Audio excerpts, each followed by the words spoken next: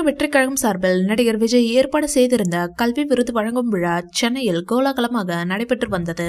இதில் கலந்து கொள்ள காலை முதலே மாணவ மாணவிகள் ஆர்வமுடன் வந்த நிலையில் நடிகர் விஜய் 10 மணி அளவில் மாஸ் என்ட்ரி கொடுத்தார். பின்னர் உள்ளே வந்ததும் அங்கு வந்தவர்களுக்கு மேடை ஏறி நன்றி சொன்ன தளபதி விஜய் பின்னர் கீழே சென்று மாணவர்களுடன் அமர்ந்து கொண்டார். இதையடுத்து பேசுவதற்காக மேடைக்கு வந்த தளபதி விஜய் கள்ளக்குறிச்சி விவகாரம் குறித்தும் தமிழகத்தில் அதிகரித்து வரும் போதை பழக்கங்கள் குறித்தும் வருத்தம் தெரிவித்ததோடு மாணவ மாணவிகள் அனைவரும் say no to temporary pleasures, say no to drugs என்கிற உறுதிமொழியை எடுக்குமாறு தாழ்மையுடன் கேட்டுக்கொண்டார். அவர் பேசியதை விரிவாக பார்க்கலாம். தளபதி விஜய் பேசியதாவது, வாழ்க்கையில் ஒரு கட்டத்துக்கு பின் பெற்றோர்களை விட அதிகமாக நண்பர்களுடன் அதிகம் நேரம் செலவிடக்கூடிய சூழல் ஏற்படும். அதனால் நல்ல நண்பர்களை தேர்ந்தெடுங்கள். தமிழ்நாட்டில் போதைப் பொருட்களின் பயன்பாடு ரொம்ப அதிகமாகிவிட்டது. குறிப்பாக இளைஞர்கள் மத்தியில் ரொம்பவே அதிகமாகிவிட்டது.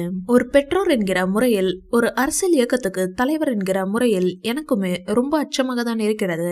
இந்த போதைப் பொருட்களை எல்லாம் கட்டுப்படுத்துவது அரசுடைய கடமைன்னு சொல்லலாம். இளைஞர்களை இதிலிருந்து காப்பாற்றுவதும் அரசின் கடமை. ஆளும் அரசு அதையெல்லாம் தவற விட்டாங்கன்றத பத்தி எல்லாம் நான் இங்க பேச வரல. அதற்கான மேடையும் இது இல்ல.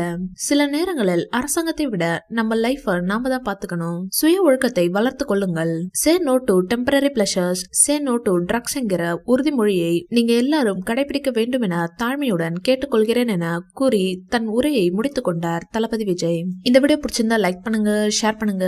மேலும் விஜய் சார் பற்றிய தகவல்களுக்கு எங்க சேனலை சப்ஸ்கிரைப் பண்ணுங்க.